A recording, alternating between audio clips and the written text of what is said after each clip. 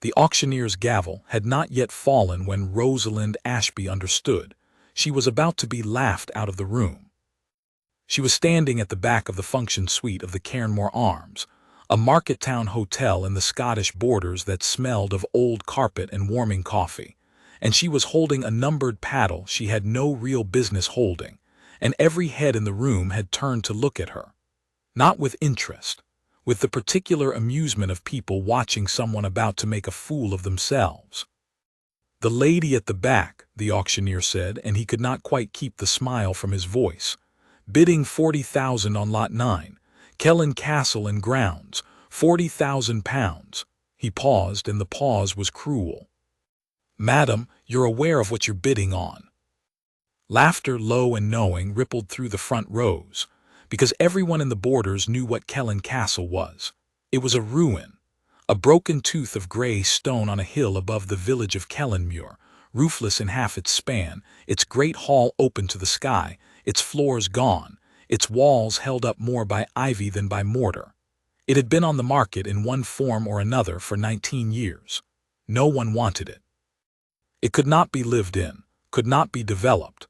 It was a scheduled monument, wrapped in so many layers of heritage protection that any owner inherited only the crushing legal duty to maintain a building that generated nothing and cost a fortune to keep from falling on someone's head. It was, by every measure the room understood, worthless, worse than worthless, a liability with a portcullis. And Rosalind Ashby, 38 years old, in a coat that had seen better winters, had just bid 40,000 pounds on it, very nearly every penny she had left in the world. "I'm aware," she said. Her voice carried further than she expected and steadier. 40,000. The man in the front row turned fully round to look at her then, and she knew him, though he did not appear to know her. Everyone in that part of the country knew Gregor Vane. He owned half the valley, the estate, the sporting rights, the new hotel development down by the loch that had swallowed 3 farms, and a right-of-way the village had used for 400 years. He was a big, ruddy, confident man who wore the countryside like a costume, and he had come today, she knew, to buy Kellen Castle for a song, not to restore it. To own it, to complete his line of sight along the ridge, to take the last thing in the valley that was not yet his, and most of all, to bulldoze the protections and quietly let the ruin become rubble, because a scheduled monument he did not own was the single obstacle standing between Gregor Vane and the luxury golf resort. He had spent 3 years and a great deal of money planning along that hill. He had expected to pay 10,000. He had not expected the woman at the back.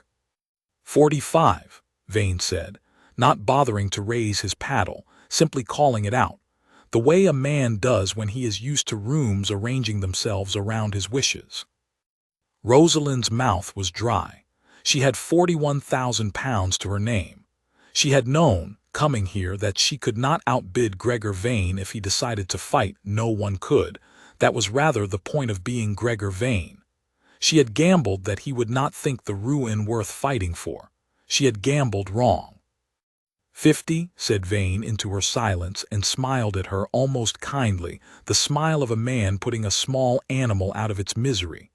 "Let it go, love. It's a pile of stones. You've had your fun." The auctioneer looked at her. The whole room looked at her. And Rosalind Ashby, who had come 300 miles north with a secret in her chest and nothing else in the world worth keeping, lowered her paddle. "It's yours," she said quietly to Gregor Vane. And she turned and she walked out of the function suite of the Cairnmore Arms with the laughter following her out into the grey afternoon. A woman who had tried to buy a broken castle and failed. A woman everyone in that room had already filed away and forgotten. They should not have forgotten her, but that is the thing about people like Rosalind Ashby. They are so very easy to forget right up until the moment they become impossible to. Here is what the room did not know. Rosalind Ashby had not come to the borders on a whim, and she had not bid on Kellen Castle because she was a fool with romantic notions about ruins. She had come because, 4 months earlier, A package had arrived at her flat in Bristol, a flat she was about to lose because she had just been made redundant from the museum where she had worked for 11 years, let go in a restructuring by a director who told her, with a sympathetic tilt of the head, that her particular expertise was rather niche and difficult to justify in the current climate.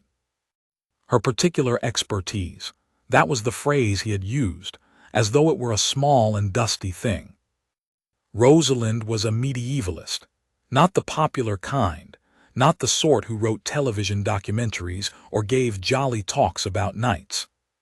She was a specialist in a very narrow, very deep field, the material culture and documentary record of the medieval Anglo-Scottish borderlands, the Peel Towers and the Reaver families and the tangled, bloody, endlessly disputed history of the frontier, where two kingdoms had ground against each other for 500 years. She could read a charter in Latin and older Scots at sight. She could date a stretch of masonry by its tooling. She had spent her whole quiet career among documents that almost no one else alive could fully read, and she had been let go because that was, apparently, difficult to justify. The package had come from a solicitor in Edinburgh.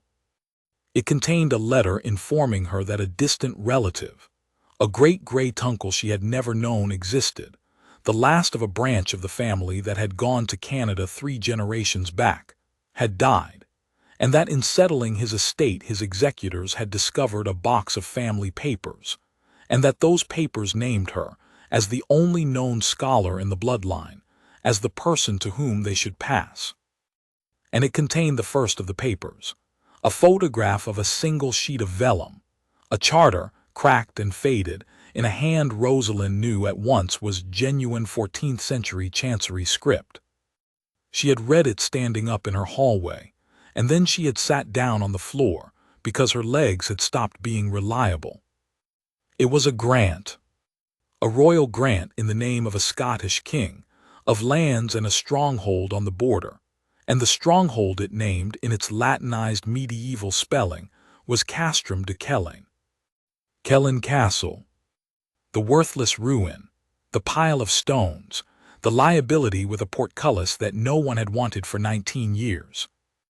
The papers that followed, the executors sent them in careful installments, and Rosalind read each one the way a starving person eats, told a story that no history book contained, because the documents that told it had crossed an ocean in a trunk 130 years ago, and had sat, unread, in a Canadian attic ever since. They told of the family that had held Kellen in the Middle Ages. They told of a treaty, a lost border treaty, negotiated at the castle itself, that historians had argued about for 2 centuries and had never been able to locate, because the only copies were believed destroyed. And they told, in the guarded, extraordinary words of a 15th century steward, of where certain things had been put by for safekeeping, in the place beneath the chapel that the masons made and did not speak of. The place beneath the chapel. Rosalind Ashby, who could read a 14th century charter at sight and had been told her expertise was difficult to justify, understood something that no one else on earth understood. She understood that Kellen Castle was not worthless. She understood that it was, potentially, one of the most significant medieval sites in Scotland, that beneath its broken, dismissed, ivy-strangled stones, there might lie a documentary and archaeological discovery that would rewrite the history of the entire border, and that its true value was not measured in the £40,000 she did not quite have, but in something no auction room could price at all. She understood, too, that she was almost certainly not the only person who had begun to suspect Kellen was more than rubble, because Gregor Vane did not spend 3 years planning a resort around a hill he intended to leave to the sheep. And a man who wanted, very badly, to make certain the ground beneath a ruin was never, ever excavated. That was a man who might have his own reasons for wanting the protection stripped away, and the stones reduced to hardcore before anyone thought to dig. She had lost the auction. Gregor Vane owned the castle now. But Rosalind Ashby had learned, over 11 years among the dust, and the difficult niche documents, that ownership of a thing and understanding of a thing are not at all the same, and that in the long run, in the places that matter, it is understanding that wins. She had a room booked at the Cairnmore Arms for one more night. She had £41,000, a box of papers no one else could read, and the beginnings of a plan. She was not finished with Kellen Castle. She had barely begun. Rosalind did not leave the borders. She gave up the room at the Cairnmore Arms and took instead a damp little cottage on the edge of Kellenmuir village, the cheapest thing she could find, with a view from its back window straight up the hill to the broken silhouette of the castle that now belonged to Gregor Vane. She told the letting agent she was writing a book. It was not quite a lie. She told the village when the village asked, and the village always asked, that she was a historian doing a bit of research on the old families. That was not a lie at all, and she settled in, quietly, to do the thing she did better than almost anyone alive, which was to read. Because the papers from Canada were only the beginning. A charter names a thing.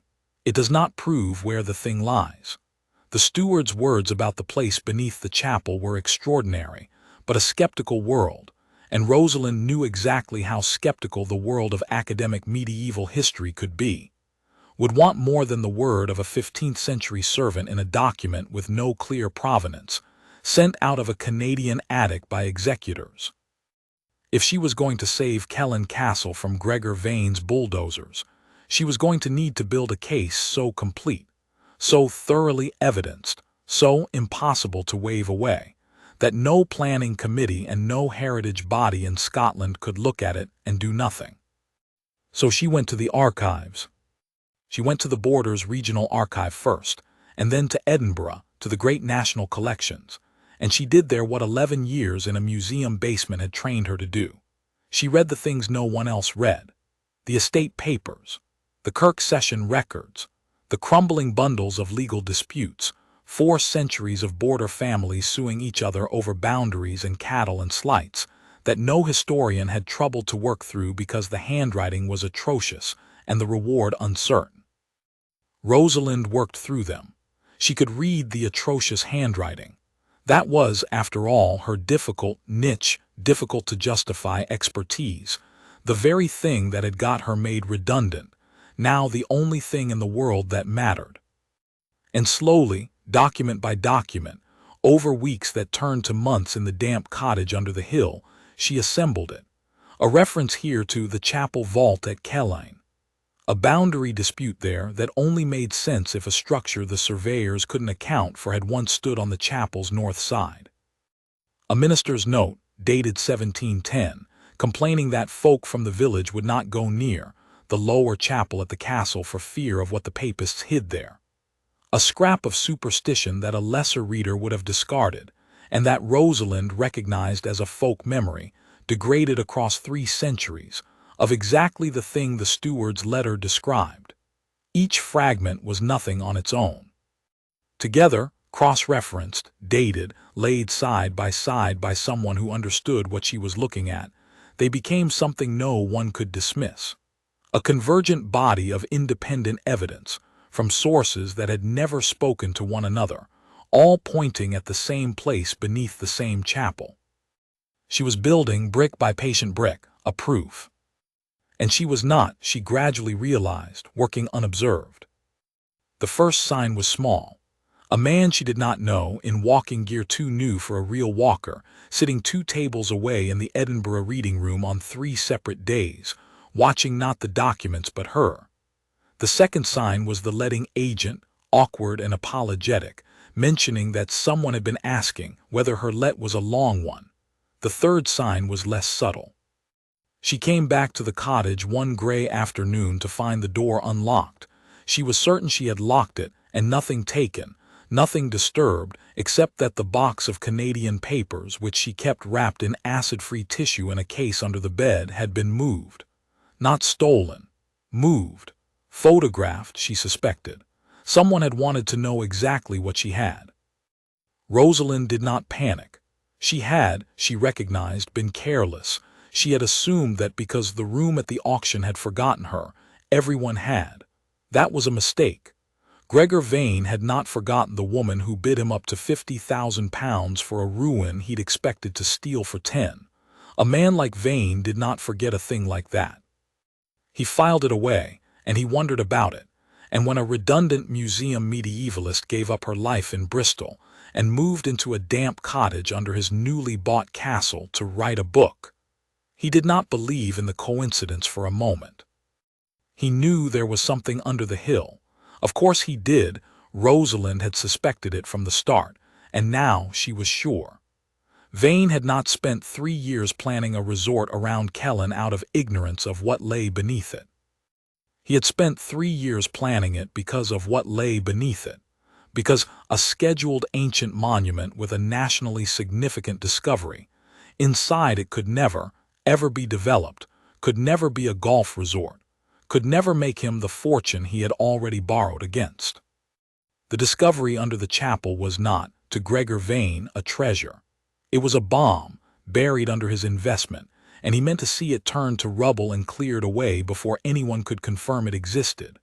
Owning the castle was the first step. Stripping its protections was the second.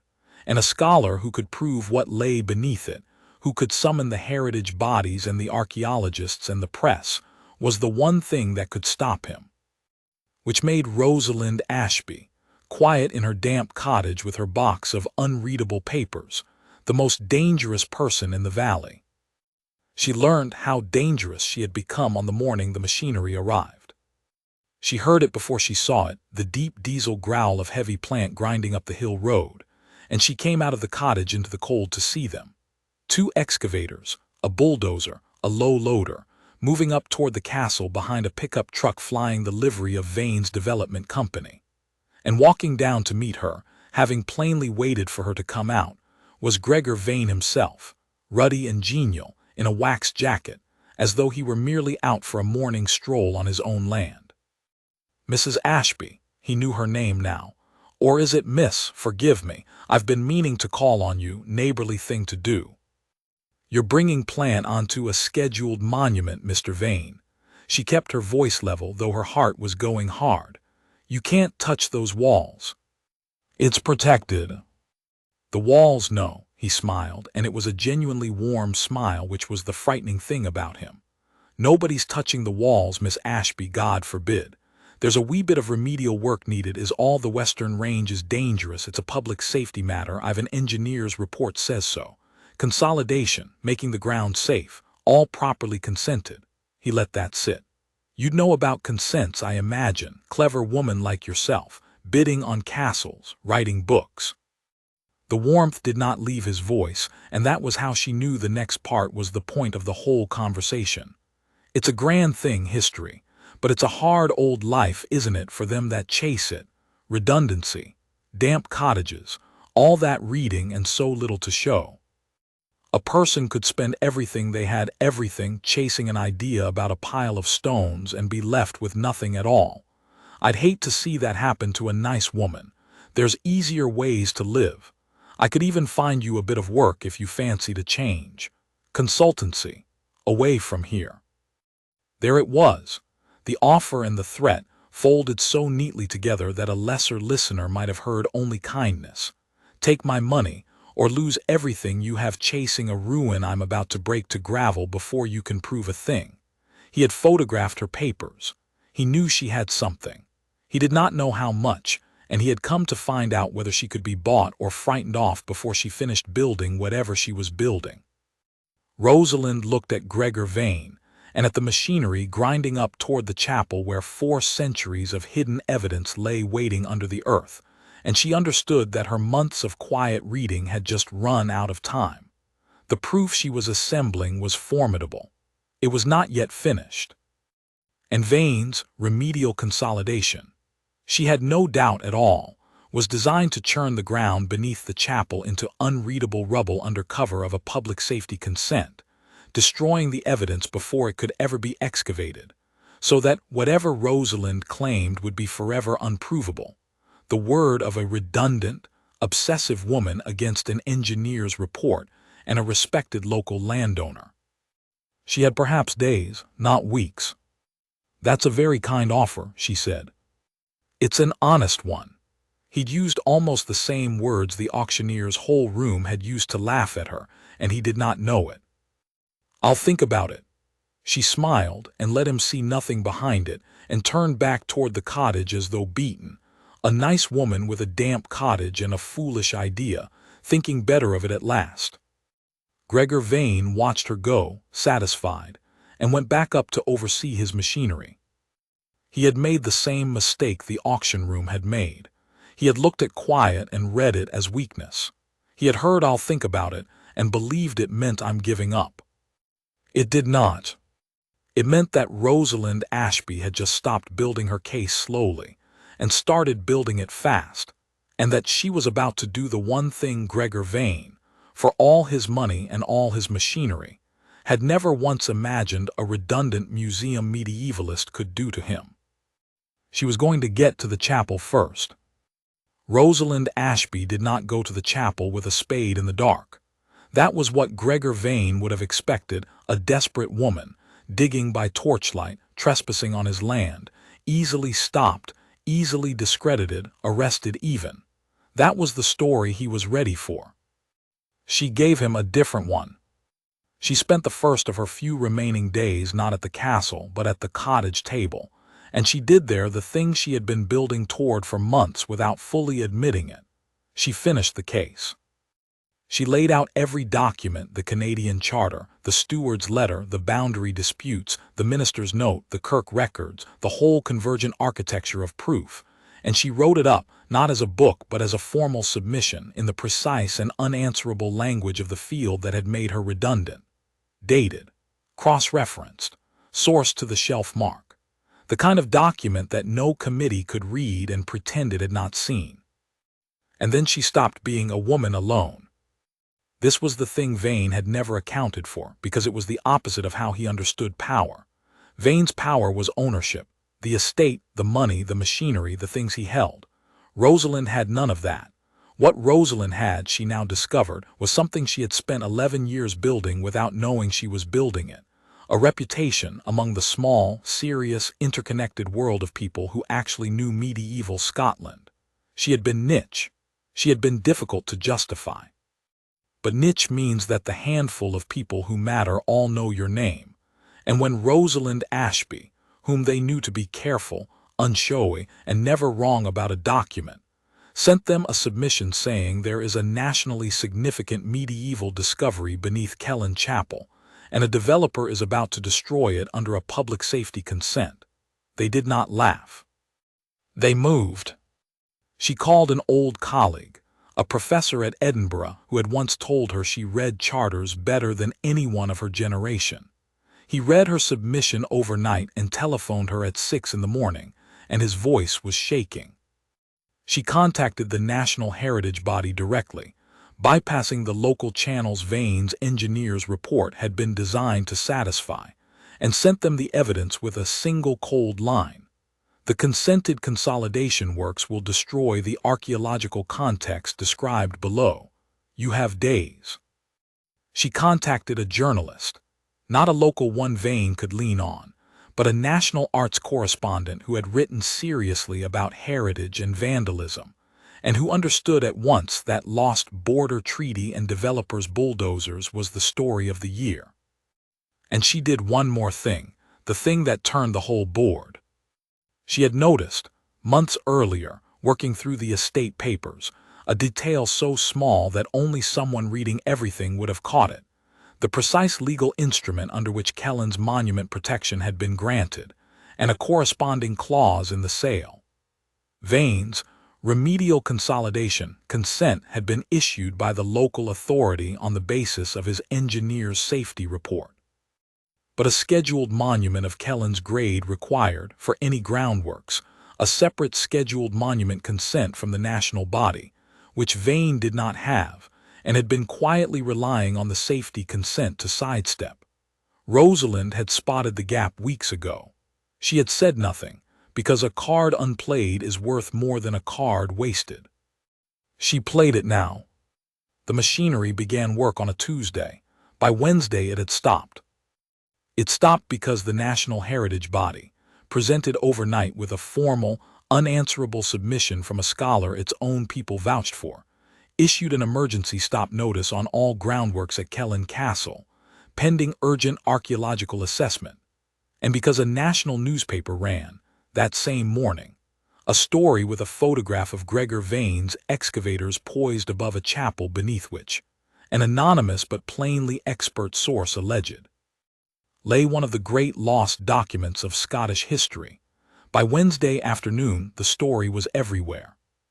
By Thursday, the local authority, which had waved through the safety consent, was frantically distancing itself from a developer who had, it now emerged, been about to conduct illegal groundworks on a nationally protected monument without scheduled monument consent. Gregor Vane came down the hill to the cottage on Thursday evening. He did not smile this time. He stood in the rain at her gate, and the geniality was gone, and what was underneath it was uglier and, Rosalind thought, more honest. "You've cost me everything," he said. "You understand that, everything. 3 years, the borrowing, the lot, over a hole in the ground and some old paper nobody will ever care about." "They care already, Mr. Vane." She did not raise her voice. She never did. "That's rather the problem you have. Who are you?" And there it was, the question the whole story had been traveling toward, torn out of a man who had looked at her across an auction room and seen a fool, and looked at her across her gate now and seen, too late, something else entirely. "You're nobody, a redundant curator in a rented cottage. How does a nobody do this?"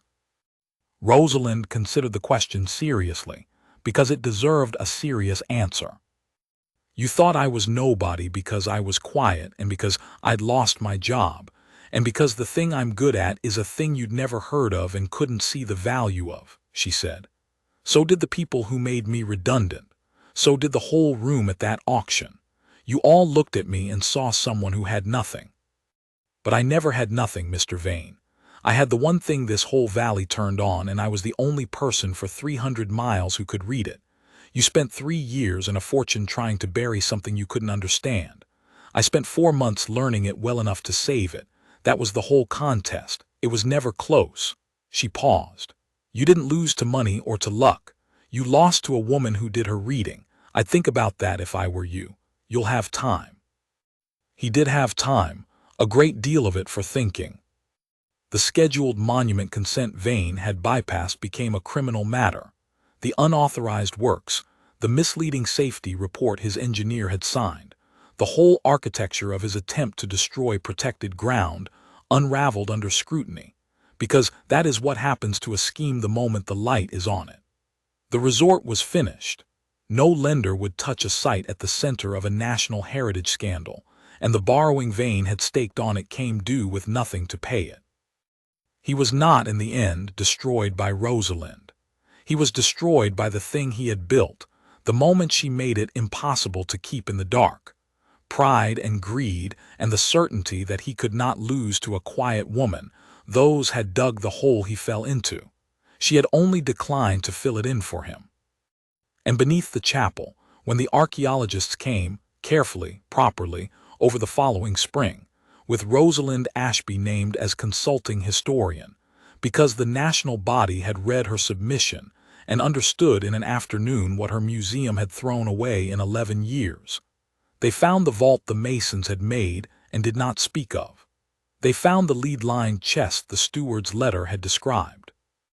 And inside it, wrapped in oiled cloth against 6 centuries of dark, they found the lost Treaty of Kellen, and the family's charters, and a small archive of border documents whose existence historians had argued over for 200 years and had never dared hope to see.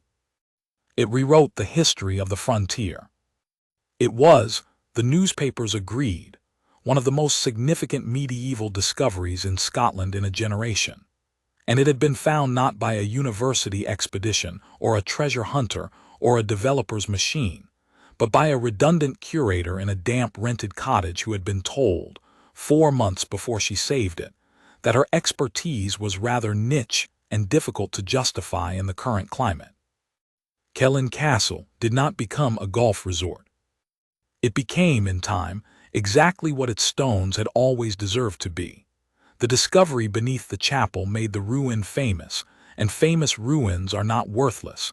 They are the opposite of worthless.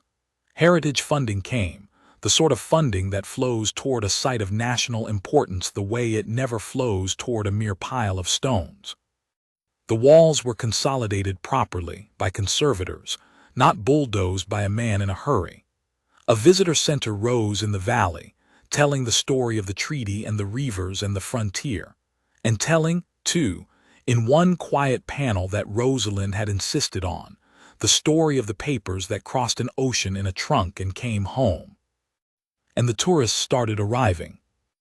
They came up the hill road that Gregor Vane's machinery had ground into the mud, and they walked among the broken stones that a whole auction room had laughed at, and they stood above the chapel where the treaty had lain in the dark for 600 years. The village of Kellenmuir, which had watched a quiet Englishwoman move into the damp cottage under the hill and wondered what on earth she thought she was doing, filled up with visitors and their money and their curiosity, and learned to say her name with something that started as puzzlement and became, over the seasons, a kind of pride. Rosalind Ashby. She's the one that found it. Read the whole thing off some old papers, they say. Clever as anything, and you'd never have known to look at her. You'd never have known to look at her. Rosalind heard that once from a woman in the village shop who did not know she was speaking of Rosalind herself, and she did not correct her. She only smiled and paid for her milk, and walked home up the hill to the cottage she had bought at last, with the fee from the consultancy, and the book contract, and the modest, steady living that had come, in the end, from the very expertise the world had told her was worth nothing. She thought, sometimes, standing at her back window with the castle gray and wholehearted against the evening sky, about all the people who had looked at her and seen someone with nothing. The museum director with his sympathetic tilt of the head, the auctioneer and his cruel little paws, Gregor Vane at the gate in the rain asking, "Who are you?" They had all made the same mistake, and it was the oldest mistake there is. They had confused the loudness of a person with their worth. They had looked at a woman who did not push herself forward, who lost the auction, who lived in a damp cottage and read old documents no one else could read, and they had concluded there was nothing there. There was everything there. There had been all along. The world is full of people it has decided are worthless.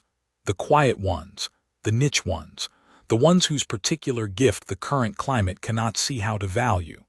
And the world is wrong about them far more often than it knows. Because value is not the same as visibility, and the thing that looks like a ruin is sometimes only a treasure that no one has yet learned how to read.